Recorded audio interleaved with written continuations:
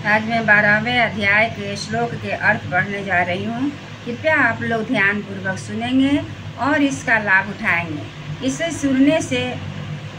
हमारे मन में शांति आती है और हमें शांति की प्राप्ति होती है। चलिए तो हम पढ़ते हैं, सुनिए। इस प्रकार भगवान के वचनों को सुनकर अर्जुन बोले, हे मनमोहन, जो अनन्य प्रेमी भक्तजन इस पूर्वोक्त प्रकार से निरंतर आपके भजन ध्यान में लगे हुए आप सगुण रूप परमेश्वर को अति श्रेष्ठ भाव से उपासते हैं और जो अविनाशी सच्चिदानंद घन निराकार को ही उपासते हैं, उन दोनों प्रकार के भक्तों में अति उत्तम योग वेत्ता कौन है? इस प्रकार अर्जुन के पूछने पर श्री कृष्ण भगवान बोले, हे अर्जुन, मेरे में मन को एकाग्र करके निरंतर मेरे भजन ध्यान में लगे हुए जो भक्तजन अतिशय श्रेष्ठ श्रद्धा से युक्त हुए मुझ सगुण रूप परमेश्वर को भजते हैं, वे मेरे को योगियों से में भी अति उत्तम योगी मान्य है, अर्थात उनको मैं अति श्रेष्ठ मानता हूँ। और जो पुरुष इंद्रियों के समुदाय को अच्छी प्रकार बस में करके मन बुद्धि से परे सर्वव्यापी अकथनीय स्वरूप और सदा एक रस रहने वाले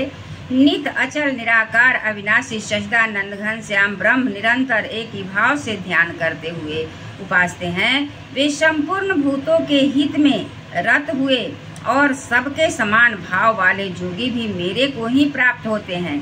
किंतु उन सच्चिदानंद घन निराकार ब्रह्म में आसक्त हुए चित्त वाले पुरुषों के सघन साधन में क्लेश अर्थात परिश्रम विशेष है, क्योंकि देहाभिमानियों से अभिव्यक्त विषयक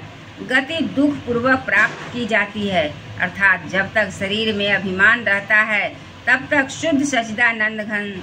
घन निराकार ब्रह्म में स्थित होनी कठिन है। और जो मेरे परायण हुए भक्त जन संपूर्ण कर्मों को मेरे में अर्पण करके मुझ सगुण रूप परमेश्वर को ही तैल धारा के सदृश अनन्य ध्यान योग से निरंतर चिंतन करते हुए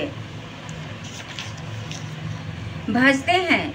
वे हे अर्जुन, उन मेरे में चित्त को लगाने वाले प्रेमी भक्तों को मैं शीघ्र ही मृत्यु रूप संसार समुद्र से उद्धार करने वाला होता हूँ। इसलिए हे अर्जुन, तुम मेरे में मन को लगा और मेरे में ही बुद्धि को लगा। इसके उपरांत तू मेरे में ही निवास करेगा, अर्थात मेरे को ही प्राप्त होगा। इसमें कुछ भी संशय नहीं है। यदि तू मन को मेरे में अचल स्थापन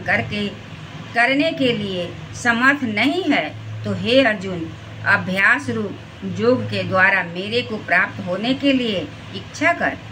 यदि तू ऊपर कहे हुए अभ्यास में भी असमर्थ है तो केवल मेरे लिए कर्म करने के लिए ही परायण हो। इस प्रकार मेरे अर्थ कर्मों को करता हुआ भी मेरी प्राप्ति रूप सिद्धि को ही प्राप्त होगा। और यदि इसको भी करने के लिए असमर्थ हो तो जीते हुए मन वाला और मेरी प्राप्ति रूप योग के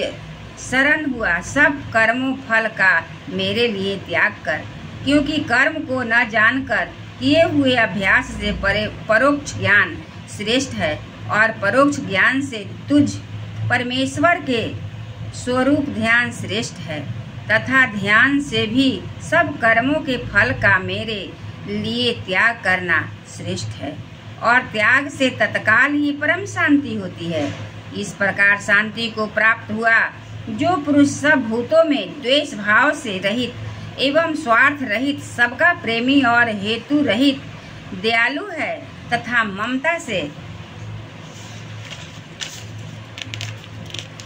रहित एवं अहंकार से रहित, सुख दुखों को प्राप्ति में सम और क्षमावान है, अर्थात अपराध करने वालों को भी अभय देने वाला है, तथा जो ध्यान योग में युक्त हुआ निरंतर लाभ हानि में संतुष्ट है, तथा मन और इंद्रियों सहित शरीर को बस में किए हुए मेरे में दृढ़ निश्चय वाला है, वह मेरे में अर्पण किए हुए मन बुद्धि वाला मेरा भक्त मेरे को प्रिय है, जिससे कोई भी जीव उद्वेग को प्राप्त नहीं होता और जो स्वयं भी किसी जीव से उद्योग को प्राप्त नहीं होता है, तथा जो हर्ष, अमर्ष, भय और उद्वेगादिकों से रहित है, वह भक्त मेरे को प्रिय है। जो पुरुष आकार रक्षा रहित और बाहर भीतर से शुद्ध और चतुर है, अर्थात जिस काम के लिए आया था उसको पूरा कर चुका है एवं पक्षपात से रहित है और दुख से छूटा हुआ है, वह सर्व आरंभों का त्यागी अर्थात मन, वाणी और शरीर द्वारा प्रारब्ध से होने वाला संपूर्ण स्वाभाविक कर्मों में कर्तापन के अभिमान का त्यागी मेरा भक्त मेरे को प्रिय है।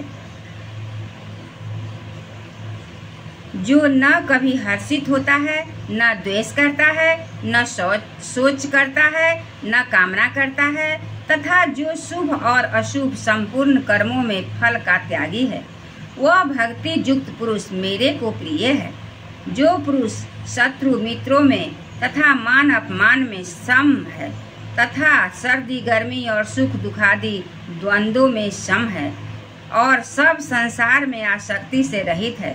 तथा जो निंदा स्तुति को समान समझने वाला और मननशील है, अर्थात ईश्वर के स्वरूप का निरंतर मनन करने वाला है, एवं किस प्रकार से भी शरीर का निर्वाह होने में सदा ही संतुष्ट है, तथा रहने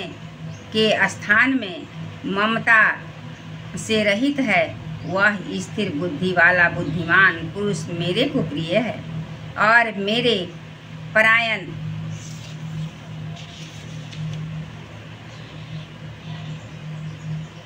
हुए अर्थात मेरे को परम आश्रय और परम गति एवं सबका आत्मरूप और मैं सबसे परे परम पूज्य समझकर विशुद्ध प्रेम से मेरी प्राप्ति के लिए तत्पर हुए श्रद्धा युक्त पुरुष इस ऊपर कहे हुए धर्ममय अमृत को निष्काम भाव से सेवन करते हैं, वे भक्त मेरे को अतिशय प्रिय हैं। एक बार बोलिए वृंदावन बिहारी लाल की जय, श्री कृष्ण भगवान की जय, विष्णु भगवान की जय, सतगुरु महाराज जी की जय, सब देवतन की जय।